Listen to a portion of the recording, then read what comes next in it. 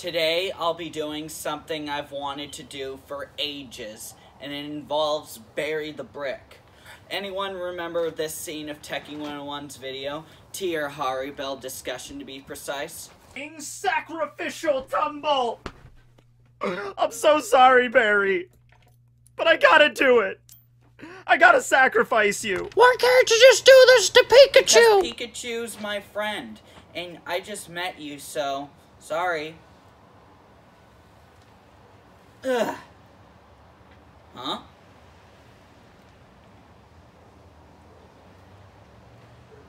Okay, so I guess that counts, right?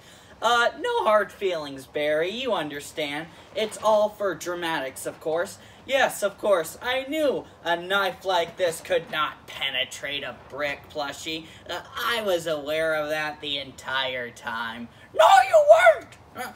Oh! And he's out of here. Well, guess you'll have to do, Detective. Oh, that's good! Alright. I think that'll be the last time he appears on camera, since he's really mad at me. He sounded...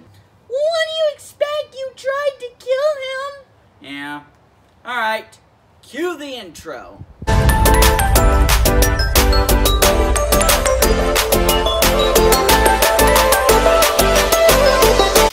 What's up, everyone? Totally Emerald and Detective Pikachu and Bury the Brick in my house, probably breaking my stuff. Whatever, he's a brick. What can he do? Anyway, we're here to review episode 975 of One Piece titled The Castle on Fire, The Fate of the Kazuki Clan. And the episode starts with, appropriately, after Odin dies from fire and the Wano citizens crying. Makes sense, they lost their once in 10 lifetime leader. And even one of the ninjas, while not crying, shows respect for him. The citizens call Odin the true shogun, which he is. But then Orochi shoots him, and then throws a fit all, "Damn Odin! Damn Odin! I am the shogun, and that's that!" And then he orders his lackeys to eliminate the Kazuki, and the whole time Kaido is guzzling down some sake. Like a boss. We then fast forward at night. Bazaboro, yes, that's his name, tells Toki the bad news. Toki flashbacks to before Odin fought and gave Toki a letter about the prophecy about a big battle that will shape the world in 20 years, and a figure will defeat Kaido. She's talking about Luffy! Most likely. And then Toki just rips it apart and lets it fly. She can't do that! I know! That is rude for two reasons. One, it's basically her husband's memento and his instructions. And two, more importantly, it's littering. Just look at this. This is what happens when people say littering's no big deal. It is a big deal. We're destroying this planet, which is why we're going to terraform Mars in a couple years. God, why would you... Calm down. Okay. Okay, I'm calm. Anyway, we then see her cry, finally, hoping for the best, telling to look forward, and I'm guessing she means symbolically, since Odin's... And then we see the Akazaya hiding from the Beast Pirate. Neko is all, "Let's fight!" But Inu is all, "No, we shouldn't!" But then Neko is all, "It's for Odin, coward!" Inu then reminds him of when Odin-sama told them about how the Kazuki and Zoa are connected, and when in a pinch, they should go there. And they're in a pinch now! Neko is still all, "I'm still gonna fight!" And so they start fighting each other, which Kin-san immediately breaks all, "We have to save Odin's family first!" Good thinking, cause if they fail that, then they're gonna have to commit seppuku. I mean, they have to. They're samurai, for God's sakes. And suddenly, Shinobu comes and gives them their weapons back. While running, Shinobu asks if she's a Kazuki retainer, and then cries like a baby when Kinemon says it's up to her since they're all self-proclaimed. Suddenly, the Beast Pirates spot them, but they make quick work of them, and then Neko tackles Inu for going easy on the enemy, and then flat out accusing him of being the spy that Kaido was talking about. That's taking it too far! Totally! Wait, what's that noise? Oh damn, it's one of the numbers, and it's taking Neko and Inu, but the Scabbards make a run for it since they have to save Odin's family. Ashura and Dendera get left behind too, fighting the rest of the soldiers. Oh, I hope they win! Don't worry, it'll be tough, especially with the number backing them, but they're the two arguable, I mean, Ashura's definitely the strongest, but they're two of the strongest Scabbards fighting some fodder soldiers and a number, which is maybe like a vice admiral in strength. Yeah, they'll be okay, Pikachu. It's okay. They're gonna be okay. Kiku offers to help, but Kinemon's all, no! We have to move forward for Odin-sama! You know, looking back on it now, I would say that Kinemon was like Odin's right-hand man. I mean, since, well, he, along with Dendera, was the first Scabbard, and he's arguably the second strongest Scabbard. Oh, you know what that sound means? It's... Eye-catcher time! Yep, and the first one is when Roger asked for Odin from Shirokichi-chan. I still cannot get over that name. Only Odin would get away with something like that. I mean, they were like brothers. Speaking of brothers, the second eye catcher is when Sabo, Ace, and Luffy drank from a sake cup and became brothers. Just like you, Holopika, and Charapika. Yay! Yeah.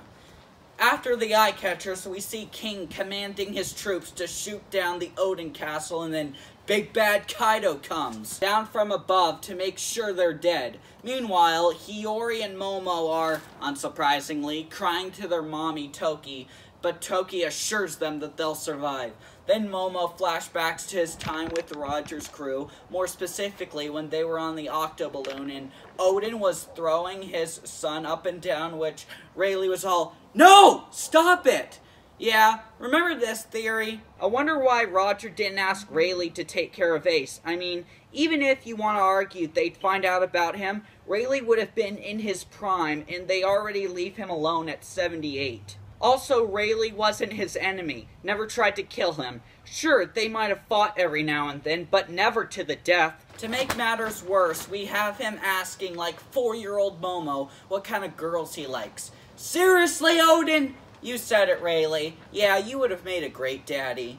Well, at least he's better with Hiyori. Yeah. Also, this scene really shows how much of a prodigy she is with that shamisen. Sorry if I butcher that, but that's what it's called, roughly. It would make sense. She did start at a really young age. Oh, flashback's over. Now the man, Beast himself enters the castle. Toki draws her sword. Okay, Toki, stop. Just stop right now. You're not gonna win. Your best chance is to just time travel away. Just go. You're not gonna win. This is Kaido we're talking about. Arguably the strongest character in the present story so far. Kaido one-shots her, as expected, and grabs Momo and holds him over 30 feet drop, ridiculing his father, and then he asks for his name, but Momo was all... yeah, like that. After seeing how scared he is, Kaido's all, I've lost interest, and then flies off complaining how Momo is nothing like Odin.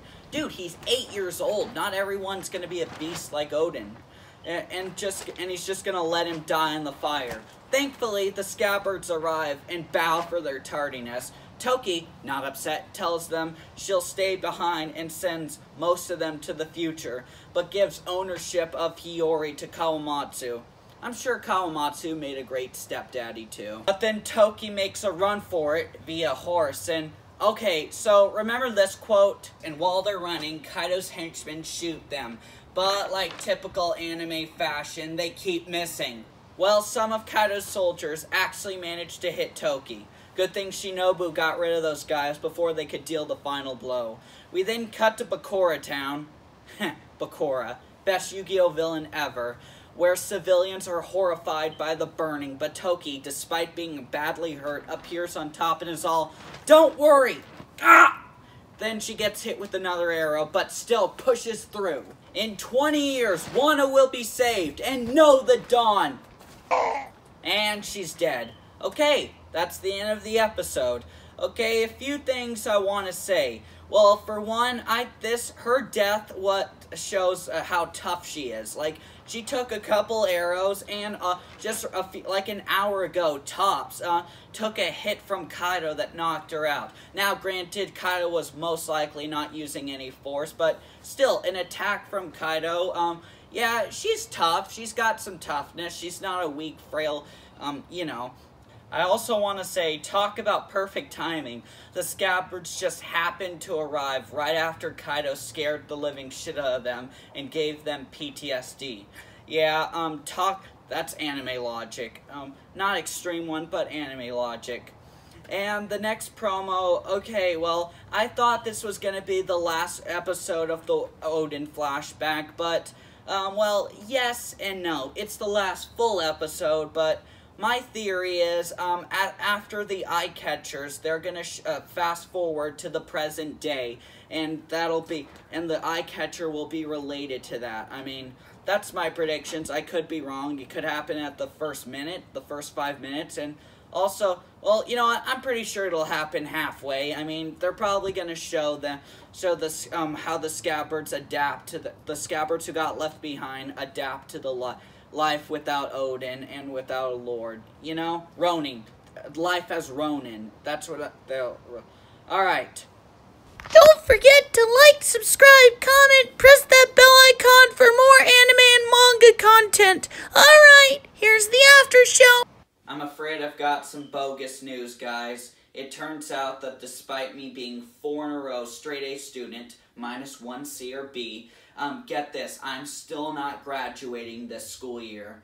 This leaves me with 2 options. I either have to A, go to summer school, which is not happening at all. I already made it through the first school year, so yeah, not happening. Or the second, which I am doing, I have to do 6 more months of school, which I'm actually glad because I haven't been to physical school in over a year. I haven't seen any of my friends, and I really, really miss them, and you know, I miss that school. I've been going to that school since I was 14 and 9 months old, ever since I came to California, so it's pretty cool. I've gone on so many trips, I've gotten in a lot of fights, I've made so many friends, enemies. I had like 4 girlfriends while I was there. Yeah, it was awesome. Yeah, I finally get to see my friend Jaden again, and yeah, we're pretty tight buds, and I'm really glad I slacked off a few years, since now I get to spend more time here, since I was like, at one point I was getting really lazy, getting like D's and C's, so, you know, for a while, but I straightened up and I've gotten like 10 A's in just the school, no, 15 A's in just this school year alone, so 12 or a lot of it, most of them are A's, you know what I mean. Alright, later.